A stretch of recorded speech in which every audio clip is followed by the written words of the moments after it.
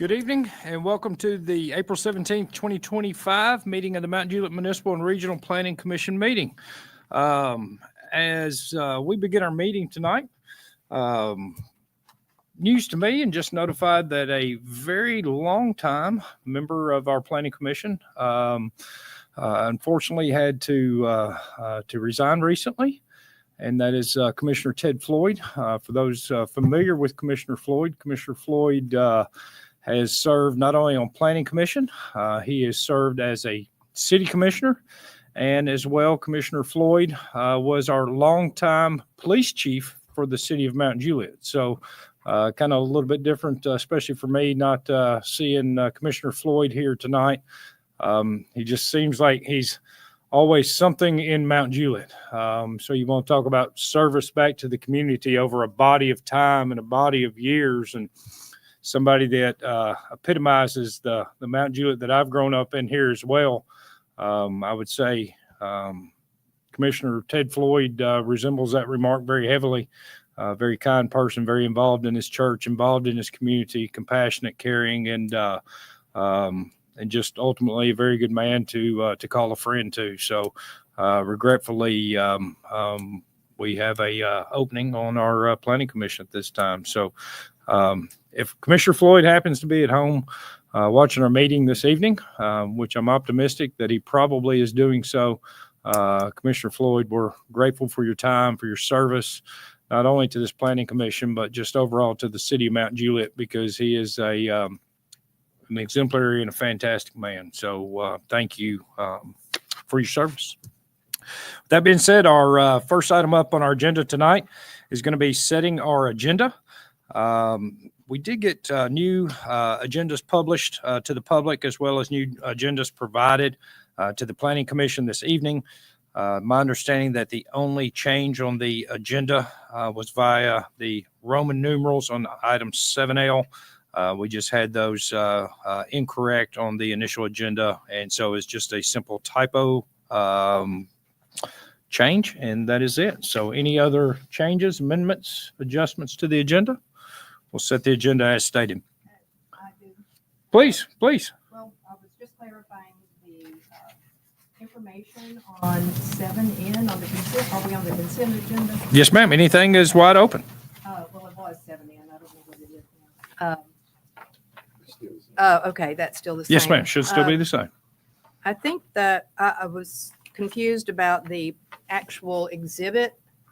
And I don't know if it matters or not, because it's backward on the exhibit. What the requested zone is C3, and the current zone is C2. So I think this says the request from C3 to C2 is what's listed in the consent agenda there. So I don't know if that needs to be changed, verified, or what.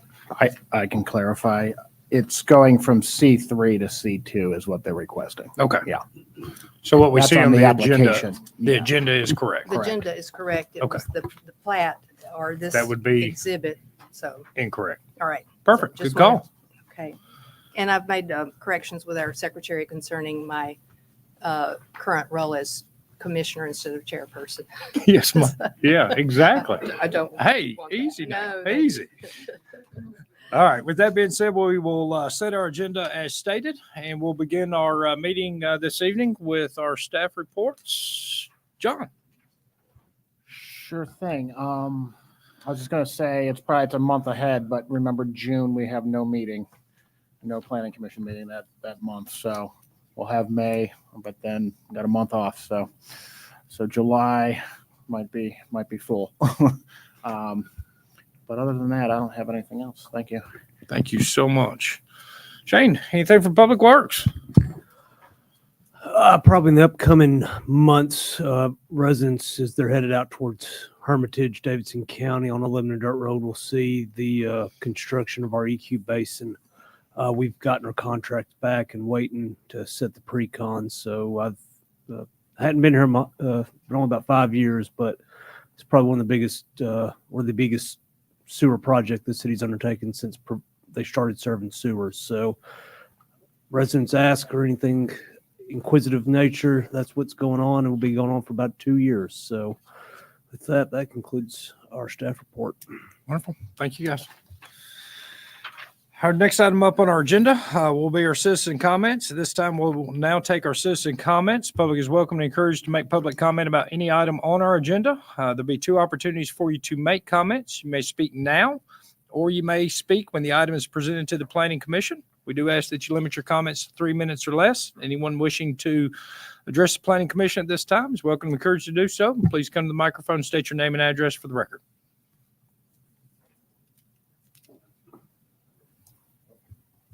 Christopher Montini, 2993 Curd Road.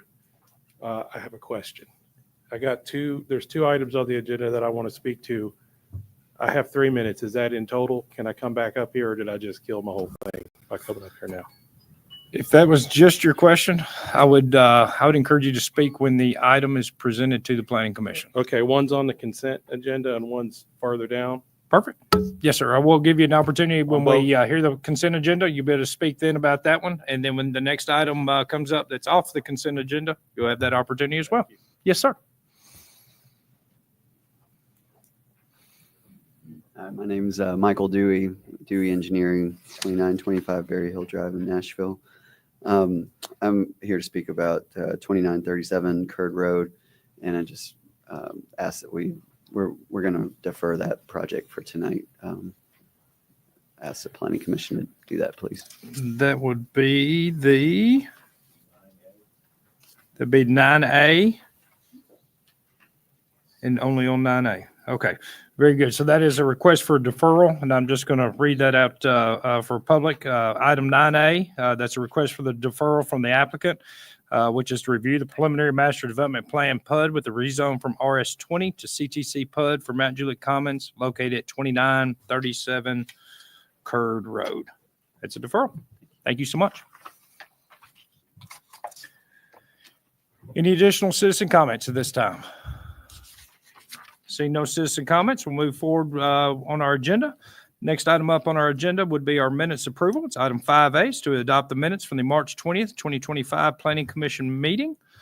I know Commissioner Armstead just made mention of her typos and corrections.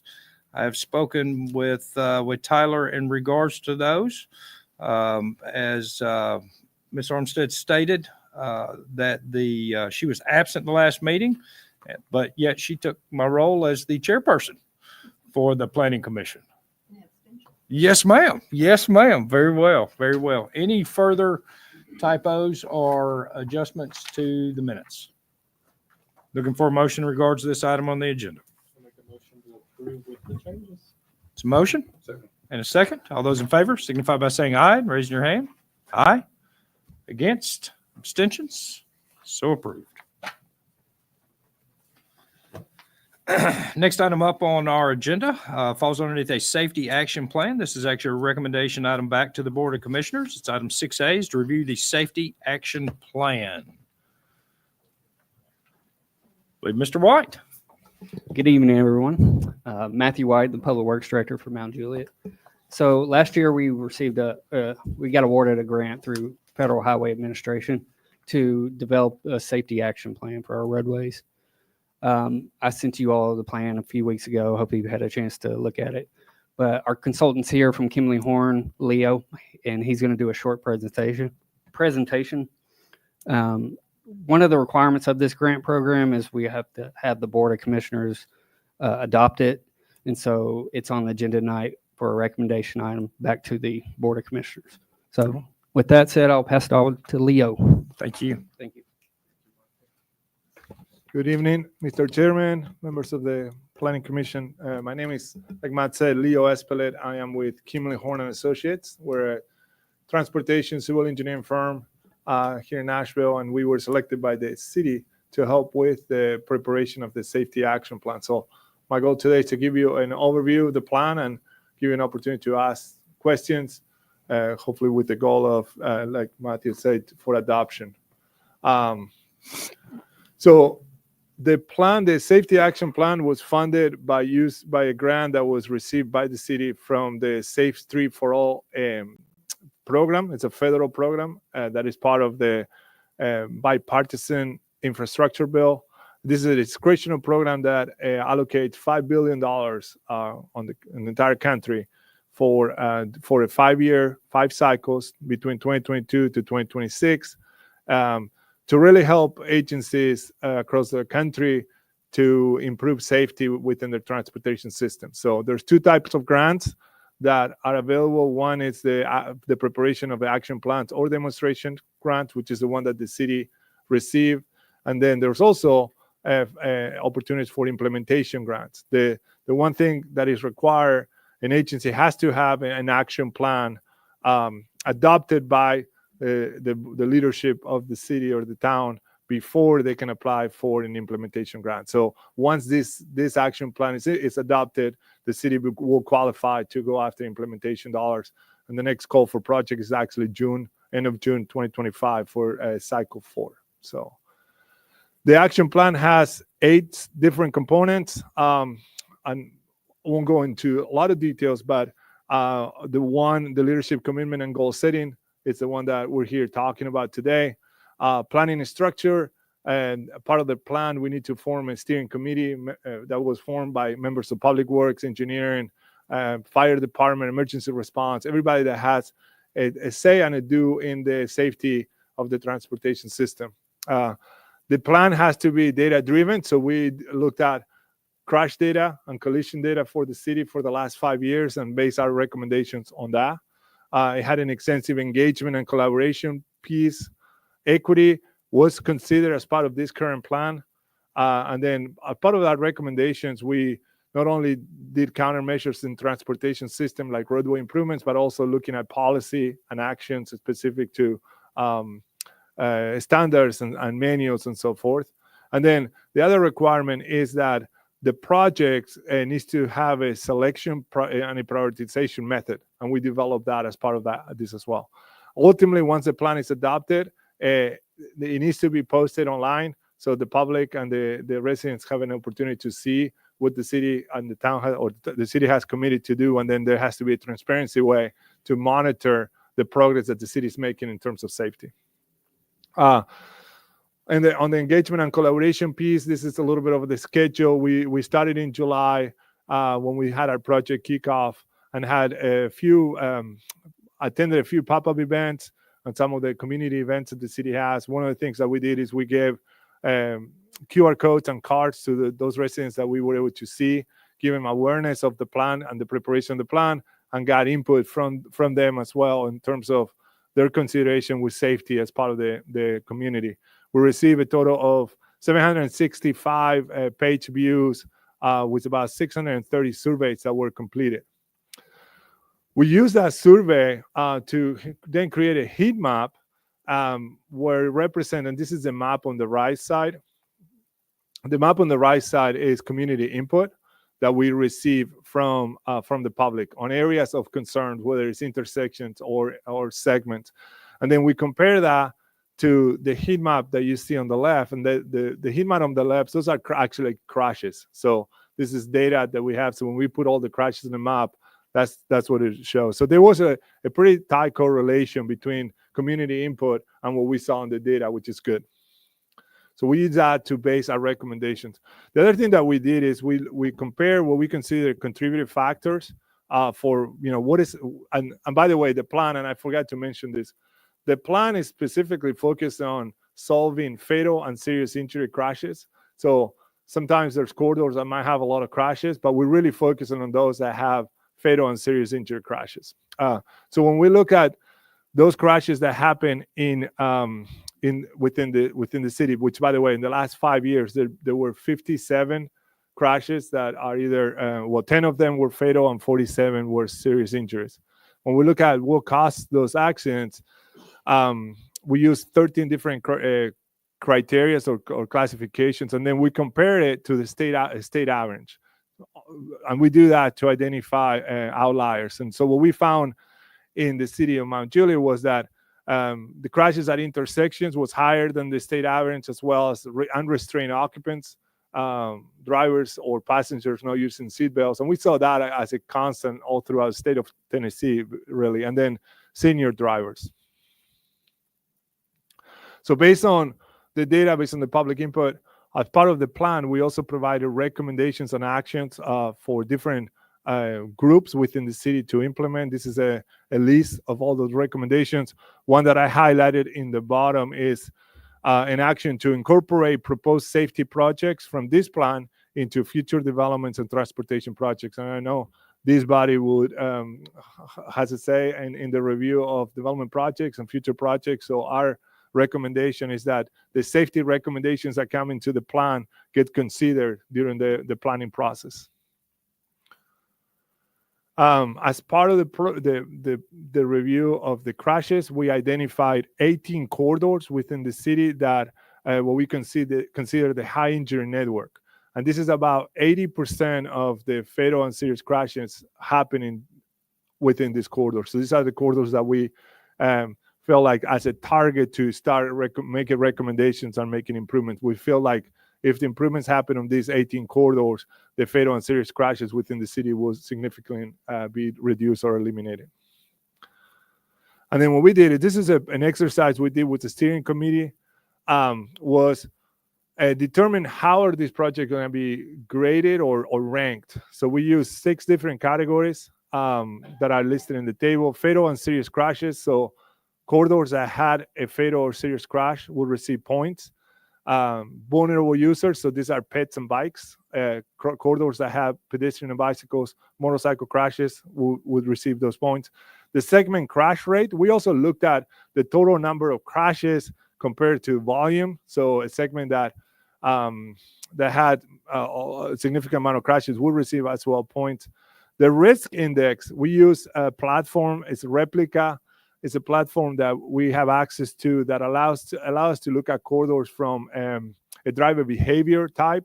So it's a cell phone data that sees big data that looks at cell phone usage, speed, changing abrupt braking, and so forth. So it gives us a ranking system to the corridors on potential risk. We looked at vulnerable community travelers and equity as well. And the steering committee determined that as part of we did an average. We asked each of the members to rate what they thought, how they thought the weighting of each of the categories should be done. And in the bottom, those are the numbers that we came up, and then that's what we use for prioritizing the projects.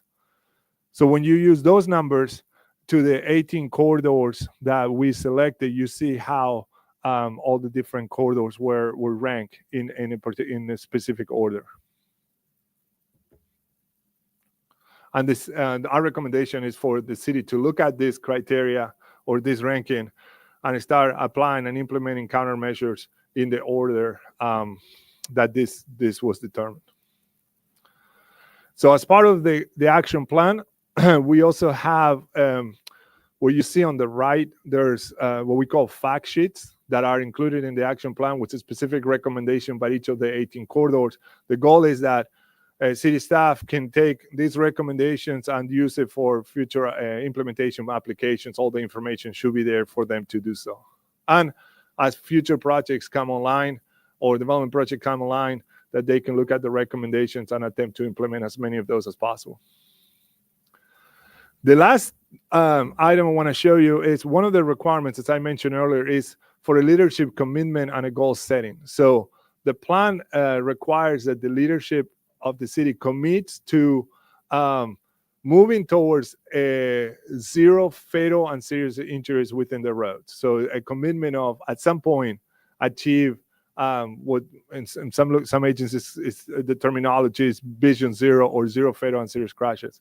It doesn't necessarily identify that you need to come up with a year for that, but it needs to be a commitment to moving towards that as an aspiration goal. It does require that the agency makes a commitment to a specific reduction on fatal and serious crashes with specific timeline and time frame. So in that way, the agency can monitor its progress. So working with the steering committee and the city staff, the recommendation is that the city commits to, like it says in the slide, making progress towards the long-term goal of zero traffic deaths and serious injuries, but with an interim goal of a 25% reduction in fatal and serious injury crashes by the year 2035 from the projected trend. So what we did is we looked at the direction that the crash rates is going in the city in the last 5 years and years beyond, and then identify what will be the crash rate in 10 years, right? And that's the number. So like right now, so let's say a 2.2. In 10 years, it would be, if nothing happens, it will be a 365. So the recommendation is that the city makes counter actions and countermeasures to reduce it to 2.74. But you can see in the 274, that is still will be higher than the rates today, right? So that's not the direction that the city really wants to go. So the commitment is to that reduction for 10 years, but for the 20 years, that the reduction should be 55%. So. And then next steps in the plan and the process. Today is the presentation for you to be able to ask questions and understand what the plan says. And then the goal is for next week, the Board of Commissioners to adopt the plan. And once the plan is adopted, city staff will be able to apply for implementation grants. So with that, if you have any questions. It's a I'm lot. here to That's answer some very questions. nice. Thank you very much. That's what I was going to say. Commissioner Rast, those that recall, was appointed and part of this committee. So, Commissioner Rast, share your thoughts. I just want to say thank you, Leo, for such a great job. You kept us all engaged the whole time. You kept us informed. It was well put together. I think it sets a future for us of what we need to do. So I appreciate it. Thank you very much. I appreciate it. And thank you for your participation. It was great to have member of planning commissioner be part of the whole process, because really understand how everything came together. So I really appreciate the participation. It's been a great process. Everybody's very active, caring for the community, which is what we like to see, right? And then it's one of those things we all have to work together, right? So, Absolutely. yeah. So Todd, appreciate I it. guess, is our traffic engineer. Anything you wish to share at this time? Very well. I really appreciate the work that Mr. White and Leo did on this, as well as the rest of the staff and all the folks that put time into it. I read it front to back. It was incredibly informative, and the fact that every single one of those categories had actionable activities, along with difficulty to implement and potential cost to implement, was really good to see that we could track those types of things. There were a couple. Is this the time to look at like a couple very, very minor Sure. edits? Yeah. The page 2. Yeah, and I think, Matthew, correct me if I'm wrong, we are in a few days that we can make a final changes. So if you provide those to Matthew or myself, we can make Most those of edits. them were super minor, like on page 2, instead of the city of Harriman's, it should be city of Mount Juliet. Okay, that's a big one. Yeah, yeah, appreciate that. We missed that one. And then in the presentation, it mentioned 636 participants, but in this document, it says 363. I don't know if that was just a transpose of digits or which one's accurate. Okay. More so a commentary on, because I remember this coming out. I remember the city, like there was a big push for people to fill this out.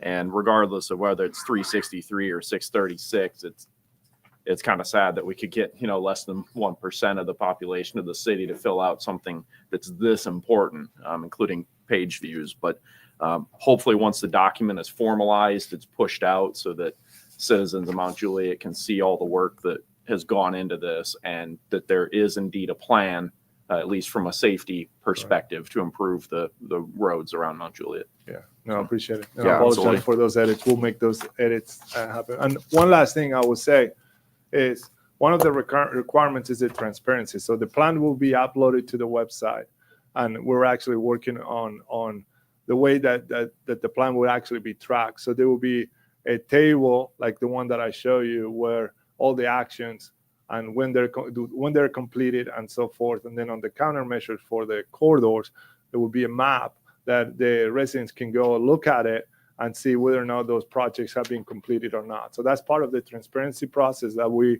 are working with the city to put into the website. So to your point about the public being engaged and aware, they'll have an opportunity to continue through the process. So That's great. Any further questions, comments from the commission? Thank you so much for all you've thank done. you. Yes, sir. Thank you very much. Appreciate it. Any comments from staff or anything at this point in time? Let's go ahead and open it up for citizen comments. Any citizen wishing to make comment on this item on the agenda is welcome and encouraged to do so. And please come to the microphone and state your name and address for the record. Seeing no citizen comments at this time, I'd like to open the floor for a recommendation in regards to this item on the agenda. Make a motion for a positive recommendation. That's a motion. And a second. All those in favor signify by saying aye and raising your hand. Aye. Against? Abstentions? It's a positive recommendation. Thank you. Yes, sir. Thank you. All right. The next items up on our agenda will fall underneath our consent agenda. We're going to begin with item 7A. The development letter of credit number 694-08854-745 for Jackson Hills Phase 4 in the amount of $339,333.43 can be released. Item 7B, the development letter of credit number 694-08856-763 for Jackson Hills Phase 6 in the amount of $278,582.89 can be released. Item 7C, the development letter of credit number 1644 for Legacy Point, GBG westbound turn lane in the amount of $170,787.71 can be released. Item 7D, the development letter of credit number SLC 00005205 for Baird Farms Phase 1, the amount of $479,008.21 can be released. Item 7E, the development letter of credit number SLC 00005409 for Baird Farms Phase 2A in the amount of $147,800.28 can be released. Item 7F, the development letter of credit number SLC 00005442 for Baird Farms Phase 3A in the amount of $47,630.11 can be released. Item 7G, the sewer letter of credit number 1589 for Mount Juliet Elite Gymnastics in the amount of $60,441.90 can be released. Item 7H, review the site plan renewal for the Bradshaw Farms Amenity Center located at 1360 Beckwith Road. Item 7I, review the final plat for Wells Farm Phase 1 located at 2850 Benders Ferry Road.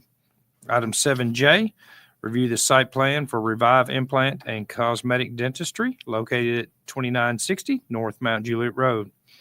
Item 7K, review the commercial design standards waiver for Waffle House located at 12085 Lebanon Road.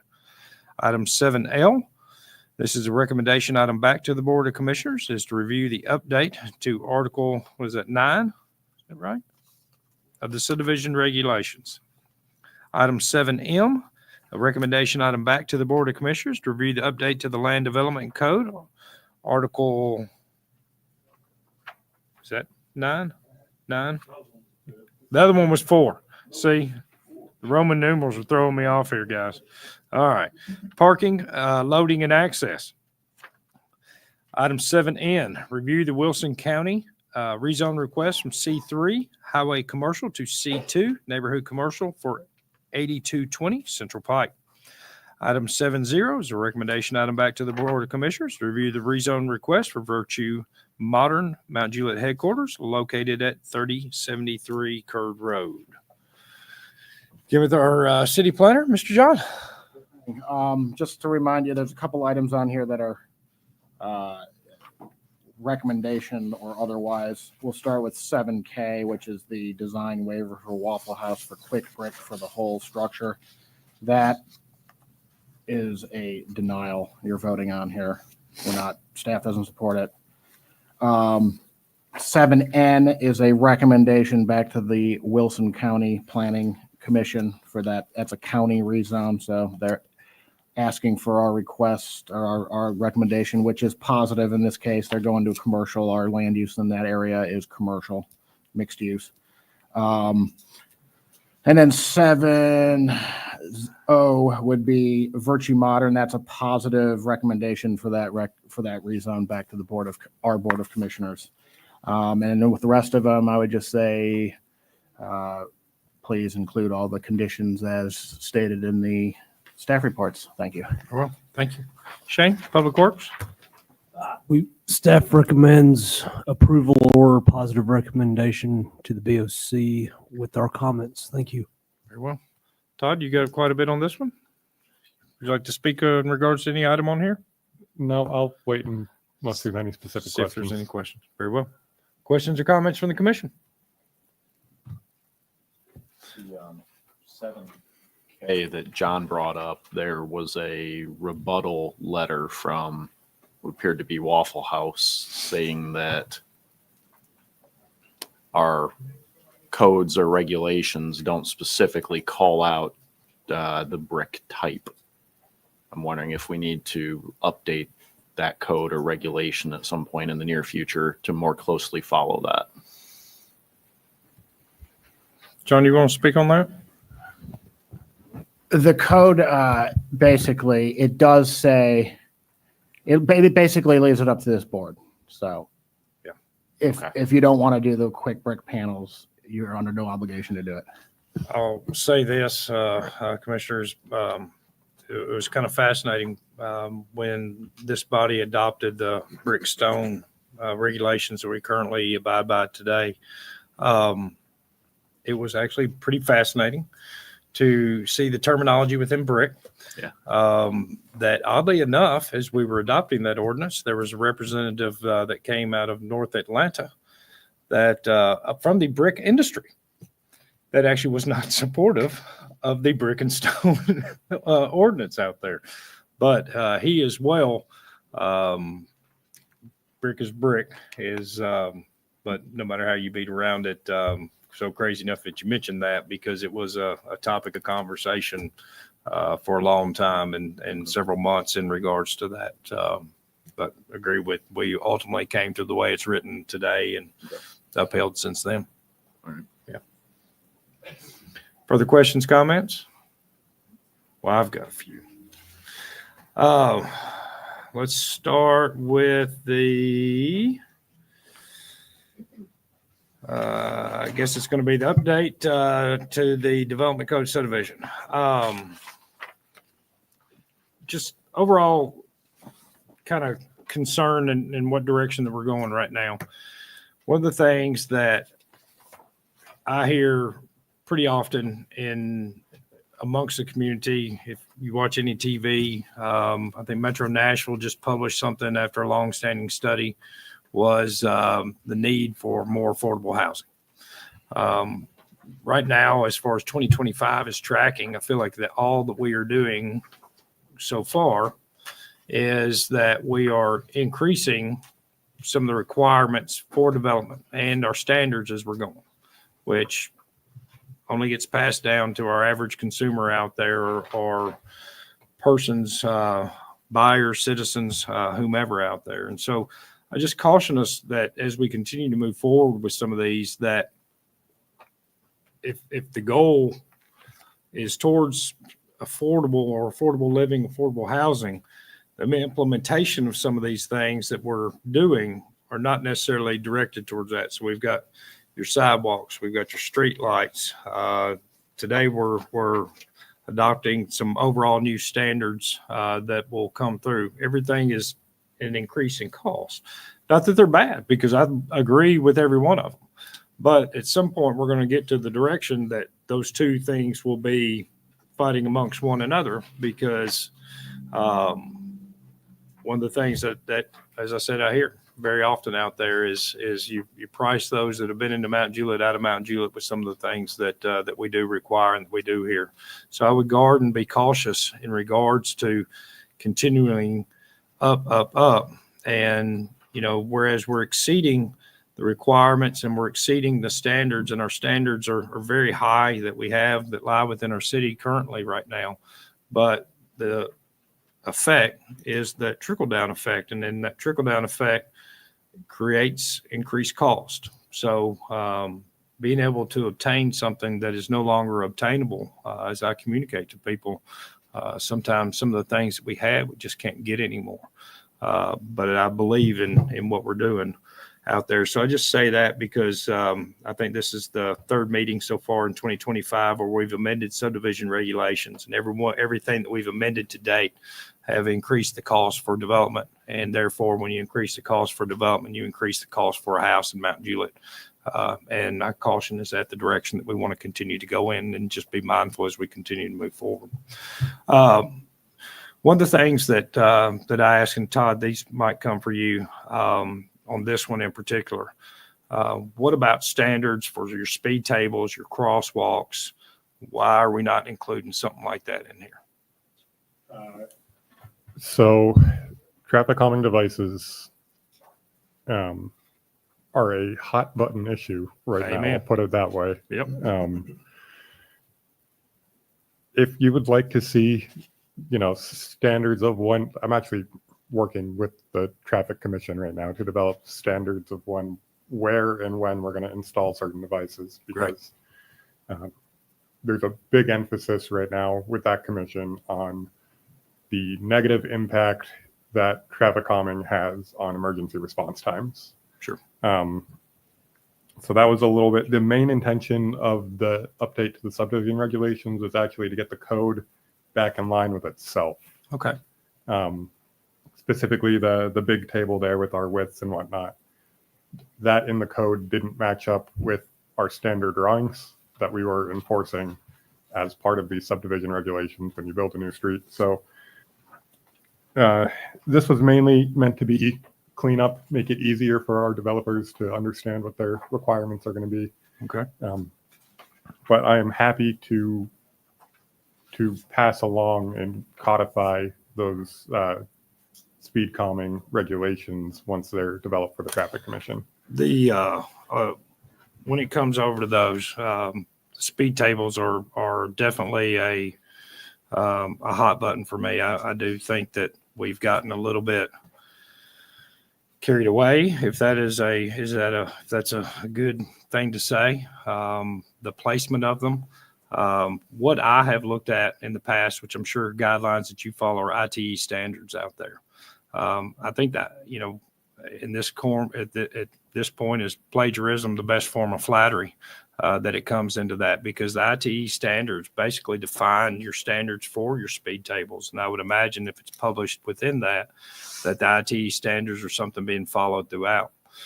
As I look throughout, there's many speed tables that we're placing that, in my opinion, would not qualify to the ITE standards. Rise, run, basically, as you get there to create those.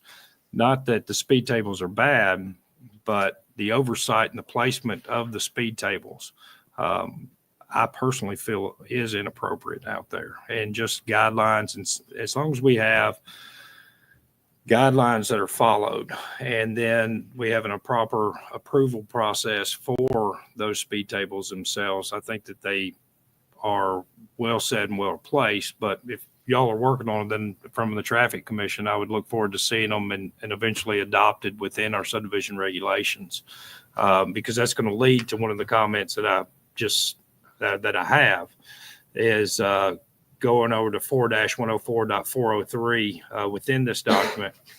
I would like to see should include that speed tables may not be used to control an intersection. And that, again, that's an ITE standard that is out there. I can only speak of one intersection right now that we're controlling an intersection. We removed the stop signs from the intersection, and we placed speed tables at 3 different points. Speed tables shouldn't be on that very same road. We have speed tables going up a slope. And according to ITE standards, again, speed tables are not supposed to be on those kind of inclines and slopes like that they can cause a fatality. I can say if somebody hits one of those in the ice, they're shooting right over into somebody's house, and they're going to have a car in their front door if they hit them. How those got approved, who placed them there, who did it, don't know. Really, I've asked that question. I've not had anybody answer that to me either. But you've got 4 in a row going down that road, including an intersection being controlled. So I would love to see that speed tables are not an acceptable way to go through through an intersection. And again, just that follows your ITE standards out there. On 4-102.503, It says, my question here is, what is the distance and will this render corner lots unusable? Because I know a lot of folks frown upon the ability to use a shared driveway easement right there. And so just kind of a question in regards to that one, because you're talking about the distance and the corners. How would that, I can see it applicable on our commercial, but this is going to cover commercial and residential both. So how would that impact? Are we going to define something right there? So that would all be based on roadway classification. So will that show up in a table then? I can add the table. I can take, because right now I'm recommending deferral to the TDOT HSAM. If you want me to take the table from that and just add that in the text, I have no issue with that. If we create it for people to follow and create these guidelines, I think that if we add something like there, at least that they go by, or at least explain it, whether or not they're going to be required to apply for a variance, particularly on the corner lots, because I know that we call our corner lots, you have to identify them as critical. We already have conditions for facade out there, and then we're going to put a condition on them out there, where corner lots can kind of be, while they're hard, they can be a pivot point for neighborhoods.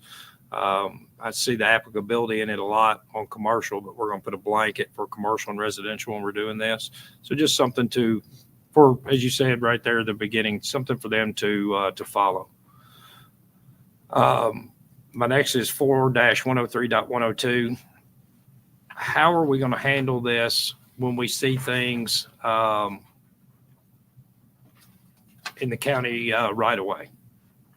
Because it says sidewalks shall be provided on any existing street within the public right of way along the frontage of the subdivision. Well, as you know, we often approve subdivisions and commercial both where city does not have any say in the right of way. So are we going to jog back as a requirement, or how are we going to handle these situations when we encounter a right of way that city has no control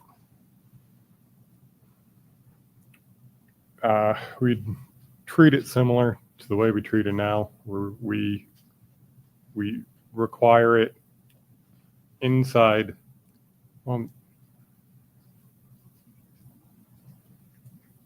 Sam, do you think it's best we just strike the public right of way from that? That's kind of where I was going is, do we need the word right away right there? Or because we're going to encounter that quite a bit. And it seems like it's going to create a burden upon you guys more than it will anybody. Okay. So maybe, and that's your guys' discretion. I'm just bringing it up as a consideration. No, that's it. That's an excellent point. The other one right behind it, C 103.103. Not all county roads have curbs. So are they going to be required to have a variance or something in place if this becomes or deemed applicable? Because it says sidewalks shall be required along both sides of the street. Transition sidewalks on both sides of the street to one side may be presented on topography where it say transitions may only be made. There we go. Concrete curbs are required for all public ways where the right of way or where the sidewalk is present. So again, how are we going to handle that when many of our roads, unless they're new construction, we have no curb? So just a consideration item there, because I'd like to see it move forward as well, but just something to think about there. And that's all I got. I liked it. Yes, ma'am, please. About going back to 4-102-503 when you were asking about adding a chart. The only thing nice about just referring to a manual, as long as the manual is clear, is it doesn't require us to then go change the code later when the manual changes. Okay. So that's, it is nice for people to be able to see it right there, but as soon as that manual changes, then sometimes we're not completely up to date on updating the code. And then our code says something than what the manual says. So what do you go with? Yeah. So as long as Todd says the manual is clear about whatever you're trying to say here, then I think it works. That was the original intent. There is a bit of balancing. Active. What do you want right at their fingertips versus I did try to keep it so as soon as TDOT publishes that next manual, it kind of auto updates. There's a few different times in the zoning regs where I mentioned the latest version. Because part of the reason why our code got to be so conflicting with itself is just we updated as new best practices came out. And so now when the manual changes, ours just is automatically changing with it. Mhm. Yeah, I think that makes it much more clear. Yeah, and that's where, I mean, your presence on city staff and at this planning commission to help us to understand things like that going on with roads has been invaluable and awesome presence here. So, and Commissioner Rast with his background experience as well has been great. That's all that I had on that one right there. And so just I Maybe- do want to give a shout out to Commissioner Rest as he sent me an email requesting that we move towards adopting this 20 minutes after I sent the email with these changes to our guidelines. nice. I like it. So he was Great very minds on the think ball. alike. So you get the props as well. I love it.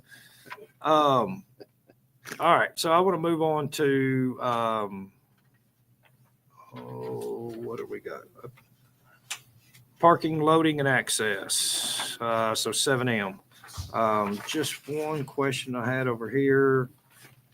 9-106.2 access control. Individual parcels shall access public right of way based on the criteria set forth. Tennessee Department. I think you may have just answered that. Basically, all that's saying is that we're just following the manual, right? Is that what that one is basically essentially saying to us? Correct. Okay, perfect. And the manual is much more clear separating commercial from residential. So Perfect. Yeah, kind of answered itself on that one. All right, my next one will be off of that and coming up on item 7N. Chairman, sorry. Yes, ma'am, I please. didn't know you were going to jump to the next one so soon. I actually do have a comment on 7M that I didn't notice before sharing it with staff. The section 9102.1, parking on existing public streets, that rule actually already exists within our city code. So it's kind of repetitive here. So I would recommend removing that. the reason that was in there is just we currently don't have a section on on-street parking. So yes, that is in the code. I guess this would just be moving it to a more appropriate section. So if you would like, I can write up where we'd be striking it from a different section of the code and just moving it here. The thing with having it in the land development code is that doesn't give, for example, the police department the ability to cite them for the issue. So that's why it's in the city code section. So that way the police department can cite for issues like that. This section of the code is for new development rather than existing. If that makes sense. Yeah. Then I might recommend just having it be in both. Okay. You That's know, Whatever you guys decide is what we would like. Okay. For myself. All right. So I got- only bring it up because the planning commission has to consider it before it goes to the BOC. So if it changes, then it's got to come back. Perfect. Type of thing. All right, then my next one is on 7N. So this might be back for planning. So we're moving from C3, and the requested zoning is to a C2. Do we know what C2 is or what the proposed use is going to be there?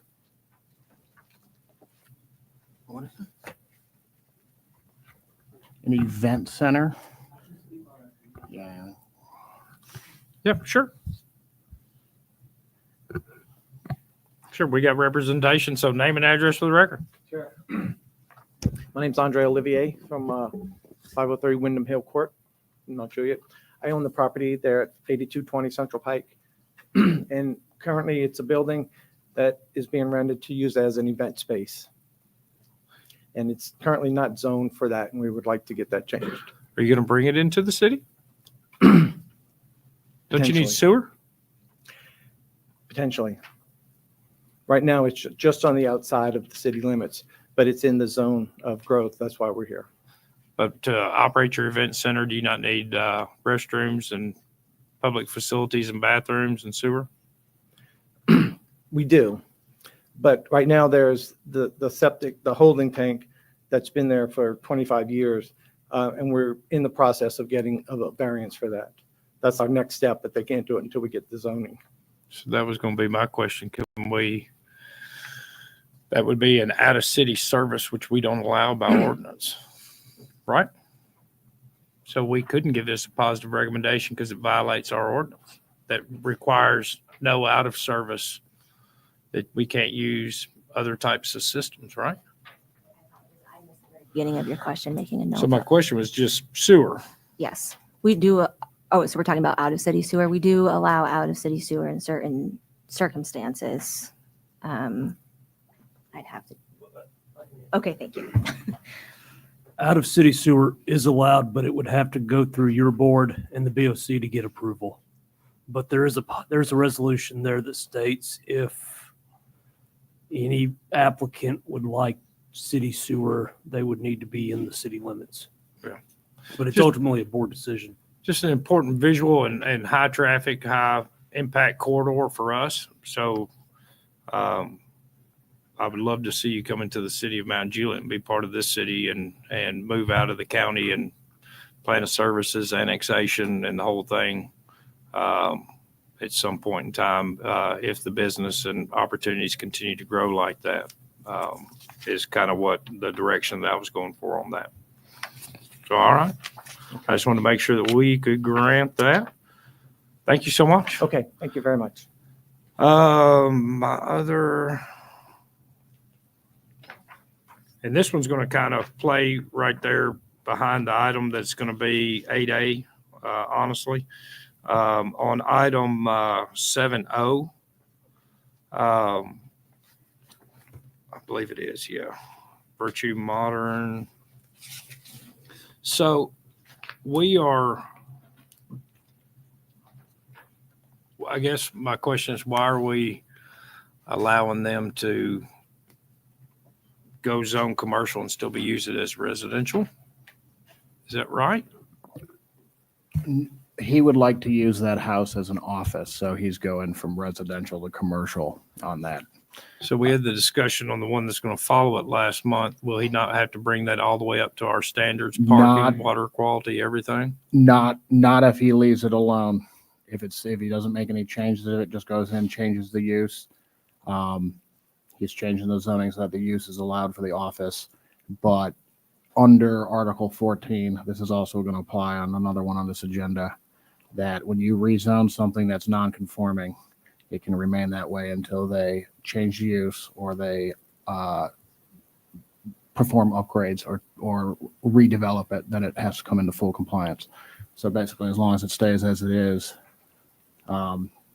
functionally, it meets the code, non-conforming use section of the code. But not going to be there. This is going to be one that's going to be more short-term. According to the applicant, yes, they would like to eventually, what he said was tear down the house and build an actual office building there.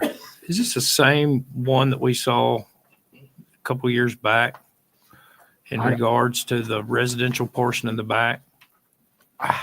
Where we saw one right in this, almost in this, maybe it was a Possibly. property adjacent. Yeah. And that's what I just questioned, if it's a way to dance around what they did 2 years ago. I don't remember that one. Yeah, I don't remember what the full request was, but I know that the tenants of the property, said property, came before this board because they were trying to commercially rezone, and then they couldn't use it as a house or something of that nature out there.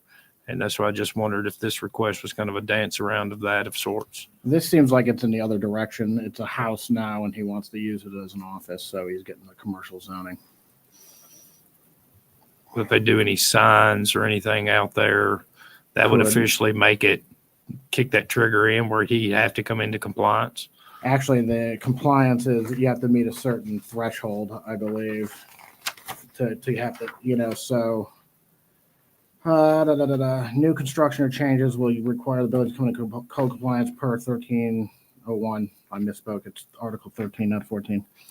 But basically, I believe that is 50% of the value, something like that. It's substantial changes trigger the full compliance. Okay, perfect. That's all I have. Any further questions, comments from the commission?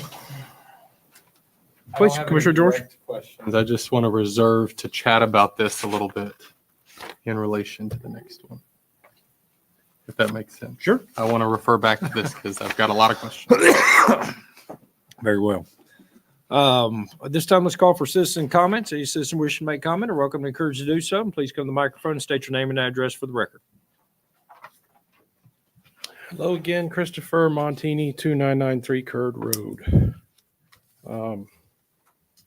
Mr. Chairman, I want to thank you for your comments earlier where you were talking about how elevating the standards that you guys are writing into code is actually costing the residents of Mount Juliet quite a bit more money than it has historically. I moved to Mount Juliet 35 years ago. Met my beautiful wife Melissa at Mount Juliet High School in the mid to early 90s. I won't go be exact. And we've lived at the address we're at now for 16 years, and we feel like we're being pushed out of this city, the city that we love, the city that we grew up in, because of a few things. One of them is the cost of living has risen so greatly here. Another thing is the just overdevelopment, and I think it's a little apropos that when Mr. White was up here earlier giving his presentation about traffic safety, the corridor that I live on was in his top list there. It was actually there. And we're talking about building, well, the other guy that came up deferred the other one I wanted to talk about, but that's going to be over 500 people that move in on that corridor. Tomlinson Point is being developed now, and I think it's estimated 800 to 1,000 people are going to be moving in there. You already can't get out on Lebanon Road over there because of the insane amount of traffic, and the state won't widen the road. I've heard you guys talk about that before. I don't believe that any traffic considerations or traffic improvements are being considered for that corridor as well. And that concerns me. I hope you guys are thinking about that. I like to get out and walk. I love to walk the neighborhood. It's almost impossible to do now with all the traffic that we have on that road. There was talk about sidewalks being built as part of these developments. They haven't been built. I don't know if maybe they're still coming, but I see where they've built parts of them and stopped them. And then so this 7.0 is what I want to talk about. We're going to come in now and rezone that piece of property that's surrounded on all four sides by single family residences. And I'm all for the guy wanting to run a business out of his house.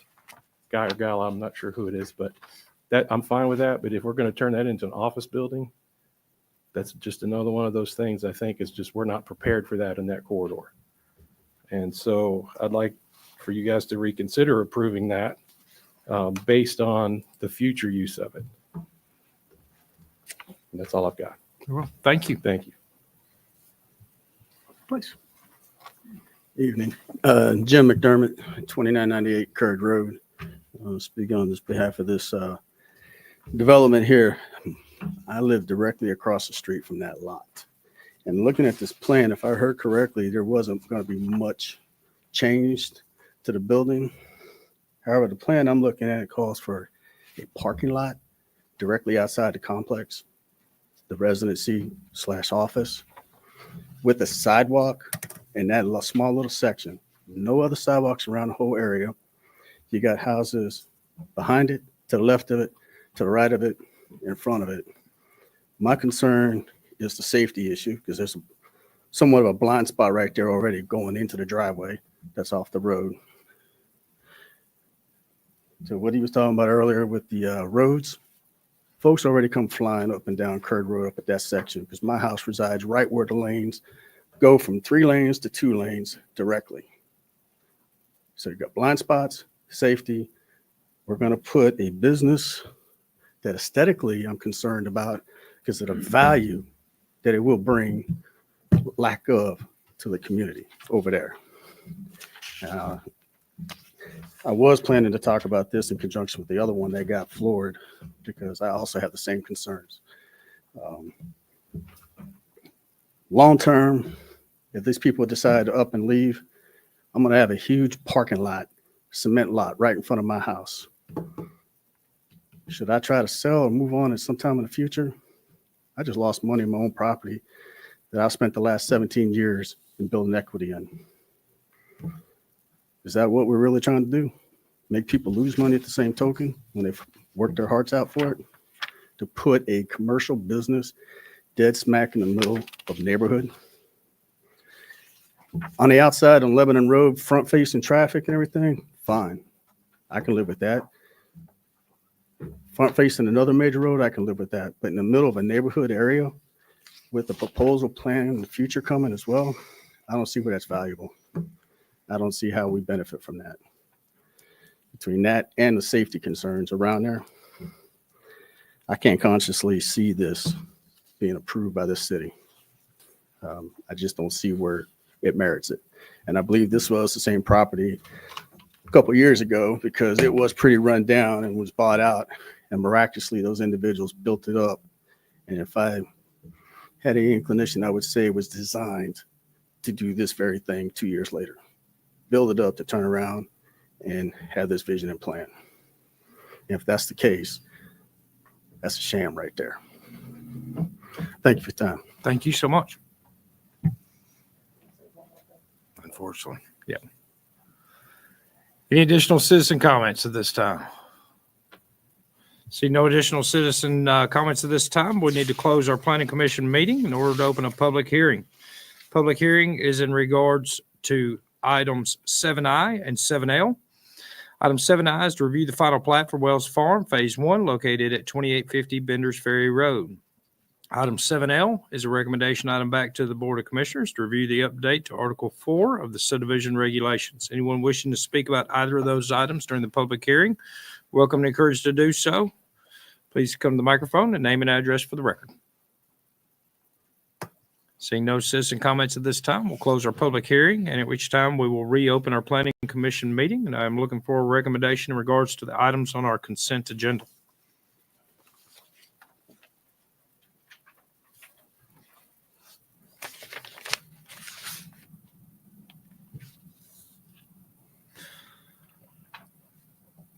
I'll make a motion for approval and positive recommendation on all items except 7O. 7O would be a negative recommendation. And all subject to staff comments, including the additional comments and or recommendations that I personally shared on items 7L and 7M back to staff. I'll second. That needs to be a negative. Doesn't mean a negative. That is correct. 7K would be a negative, it's a negative vote, not necessarily a negative recommendation. So it's a negative vote. Yes, ma'am. Staff's comments. Motion stands. It's a motion and a second. All those in favor signify by saying aye and raising your hand. Aye. Aye. Against? Abstentions? So approved. Next item up on our agenda is also a recommendation item back to the Board of Commissioners. Item 8A is to review the rezone request for 615 Rutland Drive from RS40 to CMU. Mr. Boppin. Sure thing. You'll surely remember this from last month. Pardon me, corner of Rutland Drive and Golden Bear Gateway. It's 5 acres. And previously, he had come in and he wanted CMU zoning, 3 lots, CMU zoning on 2 of them, and then RS40 to remain on the single family lot. And there was some confusion as to whether or not that single family could remain, what happens if the rezone. Same thing as what we discussed with the last one. It falls under the non-conforming use, non-conforming structure section of the code. basically the exact same thing here. What he wants to do now is he's changed the request so there's no RS40 anymore. It'll all be CMU, matches the land use. And the existing structures, existing uses are subject to that Article 13 I was talking about, governing the non-conforming uses. So basically, when it redevelops, when the use changes, then it has to be brought into full compliance again, just as we discussed. So in essence, this one it's much cleaner this way, makes more sense. And that corner going to CMU, land use plan supports it. It's really not an ideal spot for RS40. So staff does support it now, support positive recommendation to the Board of Commissioners for CMU for all 5.02 acres there. Thank you. Thank you. Questions, Shane, anything you wish to add on this? Very well. Questions, comments from the commission? I think we covered this a lot at the last time we saw this. Commissioner George, did you have? Pretty clean solution. Very well. See no questions, comments at this time. I'd like to call for citizen comments in regards to this item on our agenda. Any citizen wishing to make comment, welcome and encouraged to do so. Please come to the microphone and name and address for the record. Seeing no citizen comments at this time, I'd like to open the floor for a recommendation in regards to this item on our agenda. Positive recommendation, motion. So motion for a positive recommendation and a second. All those in favor signify by saying aye and raising your hand. Aye. Against? Abstentions? That is a positive recommendation. Next item up on our agenda would be 9A, but 9A was deferred per request of the developer at the beginning of our meeting. So we'll move on to item 9B, which is also a recommendation item. It's review the land use plan amendment from mixed use to multifamily parks and greenways for courtyards at McFarland, located at 5025 Old Lebanon Dirt Road. Ms. Johnson. This particular item, we've seen several iterations of it in regards to a land use amendment, land use requirements. So I'm going to speak specifically just to the land use alone on this one. This is at 50250 Lebanon Dirt Road. The previous submittal that we had seen, or the initial submittal, came in as a CMU PUD, which is what the current future land use map shows is mixed use for that area. After several iterations back and forth, the developer and applicant have requested to withdraw that original application of the CMU PUD, which included 25% commercial, and now want to do a land use amendment that is for multifamily age-restricted development. Now, part of the original CMU PUD did include this multifamily age-restricted, but it also had the 25% commercial. The latest application is strictly for the multifamily age-restricted development only, and it will also include a park and greenway portion to this as well. So at this time, staff cannot approve or does not support the requested amendment to the future land use map, as it does not adhere to the future land use map designation. Shane, anything on this part? What? Questions, comments from the commission? Please, Commissioner George. Completely agree with staff. If it's commercial mixed use, we've got to have a commercial component. I mean, that's the biggest thing we see. And I think it was last year we saw Sprouts and that commercial mixed use there. I mean, I'm going to talk about an example of how commercial mixed use and multifamily need to coincide together. That's it. And really disappointed that they're wanting to take that commercial aspect out. So I don't think personally that I'm going to be supporting granting that land use amendment. I think it needs to stay commercial mixed use, whatever ends up being there down the road. I have a question regarding the Parks and Greenway. Who would be, I think it's great that they're looking to have that, but who would be responsible for that? Would that be come out of the city's coffers? From our understanding with discussions with the developer and applicant, there have been discussions that that park is to be handed to the city. Now, whether it is purchased by the city, deeded to the city, gifted to the city, I can't speak to that because I'm unaware of the exact details on that. And that's probably a better question for a representative of the project. But it is something, there is an intent for the city to be involved with the park portion of it. To what extent, I'm not really sure. Speak to it when given the opportunity. Let's go ahead and call for you. Name and address for the record, please.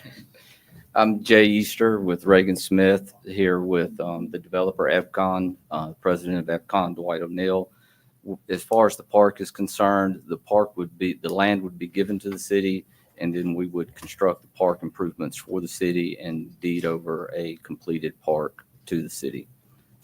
We have a site plan of the project and of the park. We can go through and show y'all. I don't know if this is the appropriate time for it or if it's on the next agenda item.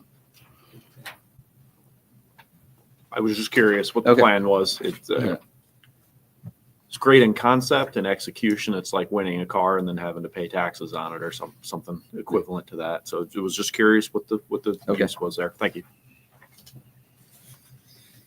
Questions, comments? Commissioner George, please. Go. I'm sure we're all aware this city operates on sales tax. Sales tax is the driver that operates. We're fortunate to have one of the lowest property tax rates for a city our size in the state of Tennessee. I think we're in the top 5. The reason we're able to do that is because we have the complements and balancing act of having residential as well as also having that commercial aspect that at the end of the day drives our budget and funds everything. So really where I land on this is it's nice to say we're going to have a park, but we're going to have to maintain the park. We're going to have to pay for staff to maintain the park. We're going to have police make rounds over there. It becomes more of a cost. And then on top of it all, we've only got residential now that does not drive or fund anything. So we're not only getting a park we're going to have to pay for, we're shooting ourselves in the foot by potential loss of sales tax. So it's if the city was operating differently, if we didn't drive off sales tax and we had a ridiculously high property tax, I'd be all for it. But ultimately, I think as a planning commissioner and as a board of commissioners, if this ever got there, we've got to consider how this operates in the future for a city. So I just kind of wanted to give a little more insight on my opinion of where I land from a sales tax standpoint. You piggyback your comment right there, and I guess really, Commissioner, both of them. I was too as excited. I guess McFarland are really the proposal that we've seen or approved that's going to be behind the Valley Center Shopping Center, and I think that this was originally a part of it. If I'm not, was this never originally a part of it? So we're going to have a strong commercial component that'll back there. One of my reluctancies that I had when looking at that and then kind of looking at this one as well, 2 things jump out at me right here on this one, because normally I would say you're spot on and 100%. But 2 things jump at me right here. Do I want to put heavy commercial traffic both on Old Lebanon Dirt Road and both East Division this deep off of Lebanon Road? That is kind of my rationale for being basically trying to move forward to let the Board of Commissioners ultimately decide that, because I think that your point is 100% valid and well said.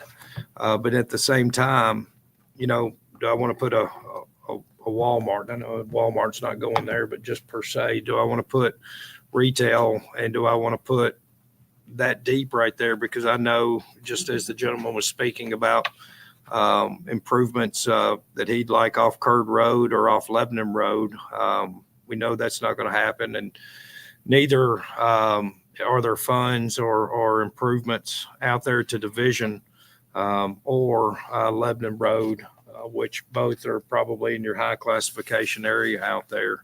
So to put an older driver at a 55 plus, which seemed to be, I guess we're knocking on the seniors. They were another one of your higher classifications out there as far as the accidents go. But a park adjacent to that, And to keep that commercial traffic more towards the Mount Juliet Road corridor would be the only deferral that I would have, or the only counter towards that. And then let the BOC decide if which way they want to go, because I think there's great standpoints for each direction. One clarification. Please. And this may go more public works, but East Division Street, what's the timing on that for the widening?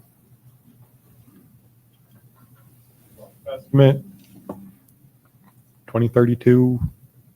Okay. It's funded for design, but not funded for right-of-way or construction at the moment.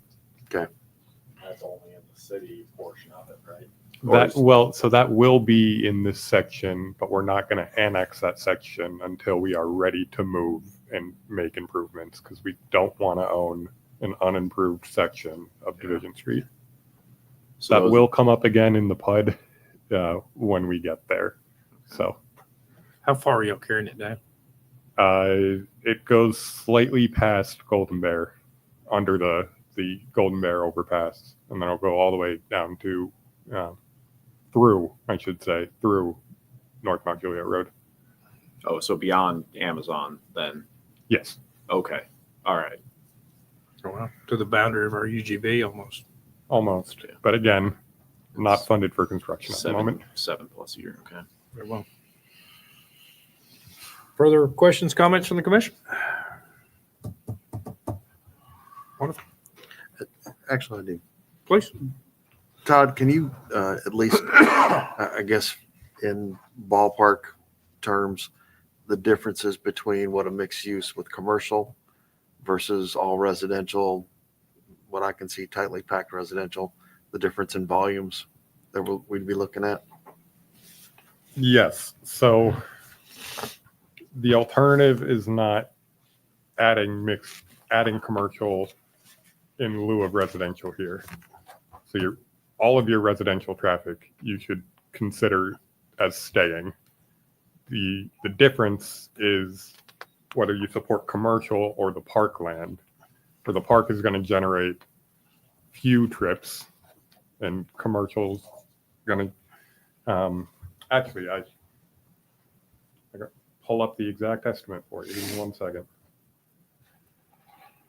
But commercial is a heavy generator. Now there is going to be some mixed use aspect to that, where a lot of the traffic for the commercial is coming from here, and more likely than not from McFarland Farms as well. But it's a significant difference. Okay. That's all I was looking for. It's significant. It fills my curiosity. Any further questions or comments? I would say David's point on tightly packed is a concern for me without the retail space there, that the 55 plus community, if this is what we're headed toward, that they could possibly take advantage of that rather than having to drive out, perhaps something available close at hand. So I don't know what would be there. We don't have an understanding of what that would be. But I see it as very tightly packed. And I like the single family homes. They're very nice. I don't know about this is the shared courtyards. I'm not sure I would feel comfortable with shared courtyards. Is that the one? Is that what this one is?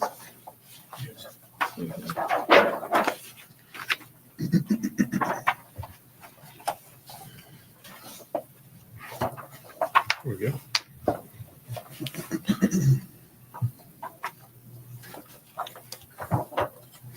All right. Anything else that you wish to add? Unless anyone has any questions for me at this point, but I can speak to the comment about the courtyards. They're not shared. Each home has its own individual private courtyard, and that is the space that those homeowners maintain. The rest of the open space within the neighborhood, the backyards, the front yards, the shrubbery around the houses, all maintained by the HOA. So in between the houses, there's a front fence and a gate, and then the back side of it is fenced, and there's a private courtyard for that individual homeowner. And they alternate across the houses, but they are private. They're not shared. Thank you.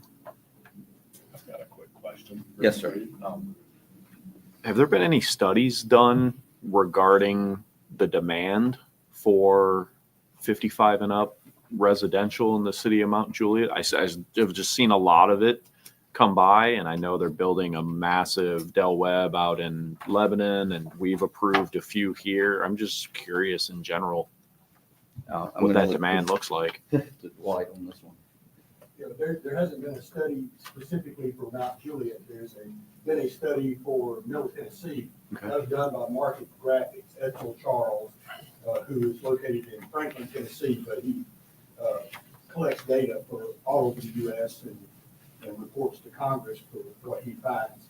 And that data shows a huge open runway for 55 plus active adult in Middle Tennessee.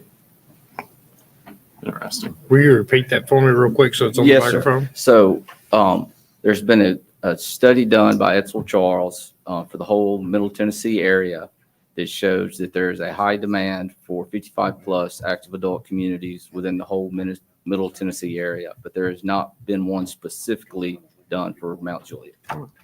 Appreciate it. Thank you. No worries. Thank you. Further questions, comments? Thank you. Yes, sir. This time I'd like to call for citizen comments in regards to this item on the agenda. Any citizens wishing to make comment are welcome and encouraged to do so. Please come to the microphone, name and address for the record. See no citizen comments at this time. Like to ask for a recommendation in regards to this item on the agenda. Going to make a motion for a negative recommendation for the land use. There's a motion for a negative recommendation. Sir. With the second, all those in favor signify by saying aye and raising your hand. Against? Abstentions? Is that 4-3? So that is a negative recommendation. With Samantha, that being said, is it appropriate to hear the next item on our agenda? Very well. I would need to defer on their behalf. Very well. Next item up on our agenda is item 9C. It is a recommendation back to the Board of Commissioners is to review the annexation, including a plan of services for courtyards at McFarland, located at 5025 Old Lebanon Dirt Road. I'd like to make a motion.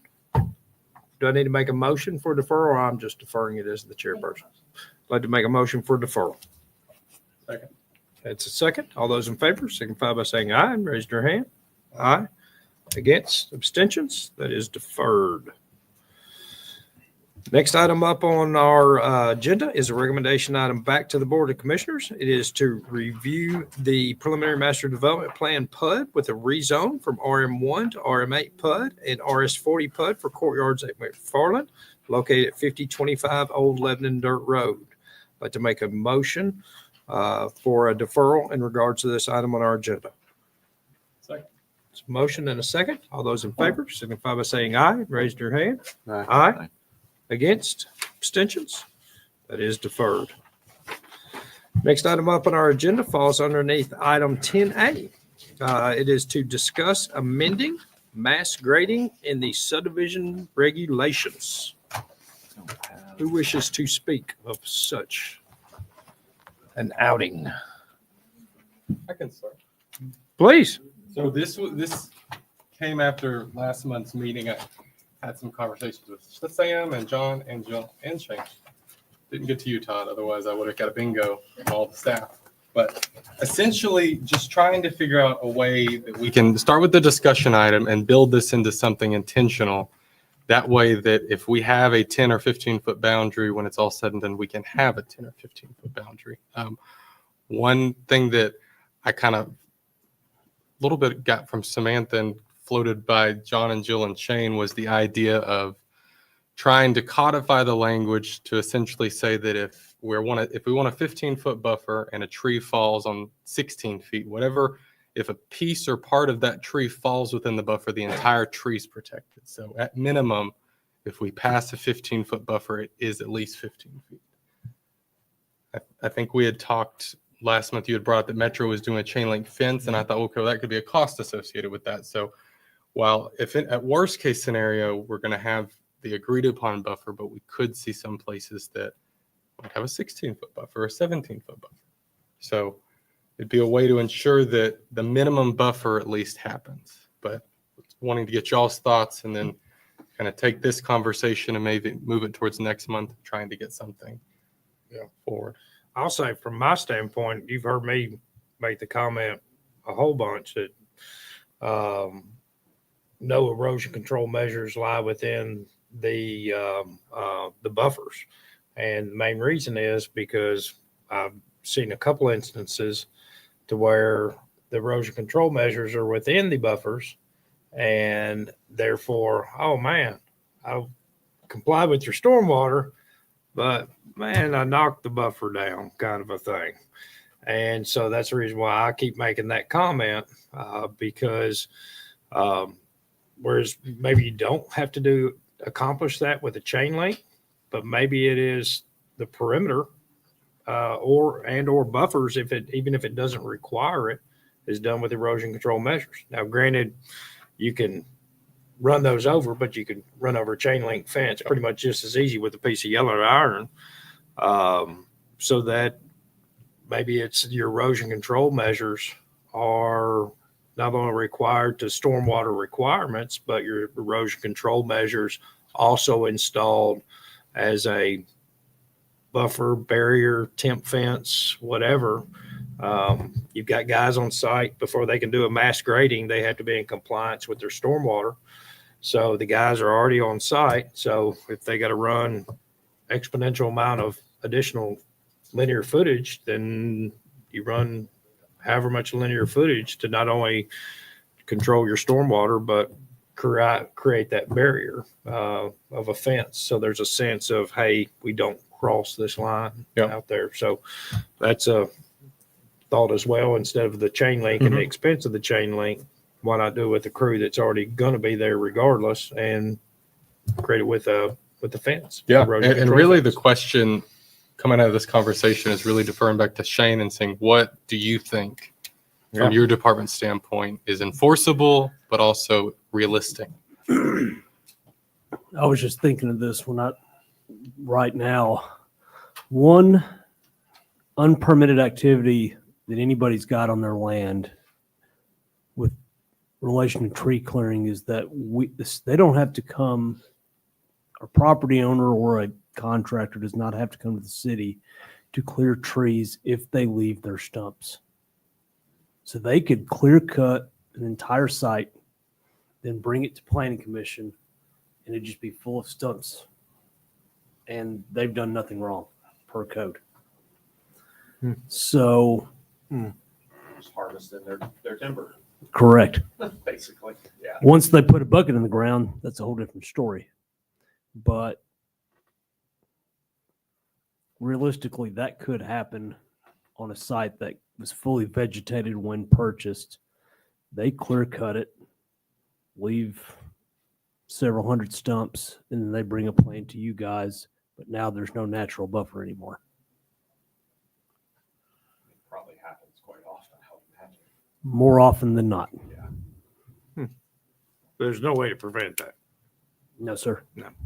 Yeah, 'cause you got owner rights on that. So Well, until it yeah. gets out of John Doe's name, And they could have the property for 40 years. I mean, we can't restrict what they do for 40 years. We can only have a say when it gets to the point that they want to build something. So I think that just comes back to the point where, And, I'm sorry, President. I was going to say they could leave it fully vegetated, and in between the week of the planning commission, go out there and clear cut it. And what they've shown on paper doesn't match anymore, and we would probably not even know it. I personally have 7 acres that abuts the back of my property, and it's 100% residential. And they're kind of homesteading it. It's county. What was fully wooded is now, it's pretty neat and nice kind of, but I mean, it's cows, it's chickens, it's goats. It's a farm.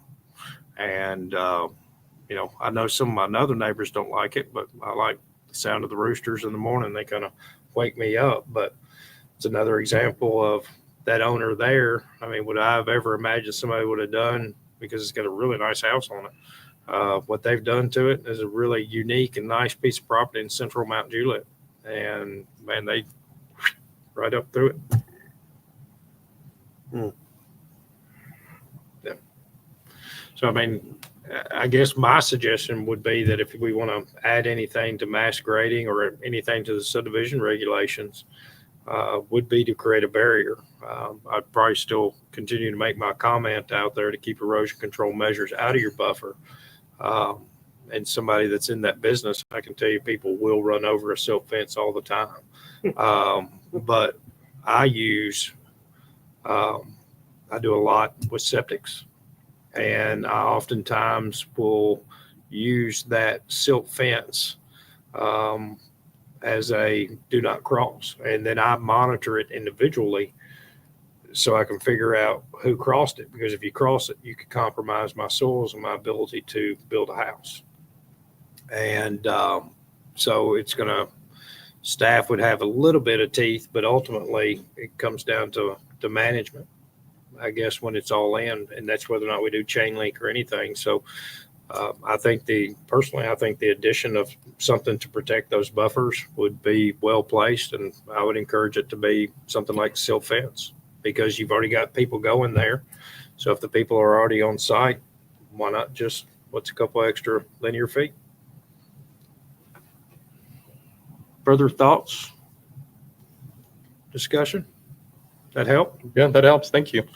I just made a note right here too. I know that this came up, so and I applaud Commissioner George for you getting this on the agenda to discuss like this. If anybody has anything that we don't like within the subdivision regulations, I know I brought that up, but bring it up to staff. I'm sure staff welcomes the opportunity to discuss things that may lie within our subdivision regulations. And if you keep seeing something recurring that comes before this body that just is broken or not working, I would encourage you to do the same thing that Commissioner George has done. Reach out. Let's see if we can get an agreement, unification, and amend the subdivision regulations, because, you know, not necessarily if it ain't broke, you don't fix it. But there's always room for improvement. As Todd's presentations today with the adoption of the manual, we're seeing that consistently. And my only thought would remain what I said earlier is we do have to be very cautious of the overlay that lies within some of the things that we adopt, and unthought of consequences of what we do. And sometimes unthought of consequences are passing down something that looks nice, feels nice, but ultimately costs our citizens a little bit more money. And, you know, so it is a cautious balance between the two. Any further discussion? Very well. Our next item up on the agenda, it is election time. As everybody saw the campaign signs and everything outside, it would be item 11A, election of a chairperson for the Mount Juliet Planning Commission. So at this time, I will open the floor for nominations for a chairperson for 25-26 of the Mount Juliet Planning Commission. As long as he's willing to accept, I'd like to nominate Luke Woodchester for chair. So nomination in a second. Nomination, any further nominations? Seeing none, we will close the floor for nominations, and at which time asking for a vote for Luke Winchester to be the chairman of the Planning Commission. All those in favor signify by saying aye and raising your hand. Aye. Nay. Extensions? Thank you, guys. You've heard me say a whole bunch. I've had a lot of conversations with folks over the years. I was telling some folks earlier, September will be 20 years that I've been on this commission. And that's a long time. That puts me of age. My youngest just had his birthday on Monday, and he's 23. So that means he was 3 years old as I started this, and that really puts things into perspective for me because I was the young man up here on the planning at one point, and it's changed a lot, and it's changed in a lot of positive directions. So I appreciate your all's confidence and wherewithal and support. So thank you all. With that being said, next item up on the agenda is item 11B. It's the election of a vice chairman for the Mount Juliet Municipal Regional Planning Commission, and at which time I'd like to open the floor for nominations.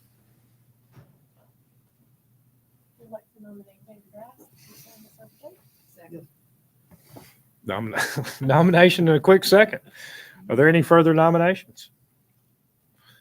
We'll close the floor for nominations, and at which point, campaign speech. No, just kidding. I'd like to add Commissioner David Rast for Vice Chairman of the Planning Commission. All those in favor signify by saying aye and raising your hand. Aye. Against? Abstentions? So approved. Thank you for your willingness to serve. Anything you wish to share? I don't know how many years this is. I think it's 3 now. About that. And every time I come to this meeting, I find there's more that I need to learn about how the city works, how the ordinances work, and just keep learning. Amen. I appreciate your mentorship. Amen. Amen. Thank you, guys. All right. Next item up on the agenda is item 11C, review the Mount Juliet Regional Planning Commission bylaws. Ms. Samantha, do you have anything that you wish to share on these? Of anything. Very well. So I think this is just for the review of our bylaws and presentation. Is that correct? Correct. If there's anything that any member wishes to address in the bylaws or potentially change, then now's the time. Any questions, comments, discretion? Open items? Seeing none at this time. I guess I need to call for, no, I don't need citizen comments on these, do I? Okay, very well. And that doesn't require a vote either, does it? Nope. Very well. With that being said, our next item on the agenda is a motion to adjourn. Motion. I have a motion and a second. All those in favor signify by saying aye and raise your hand. Aye. Against, abstentions? We are adjourned.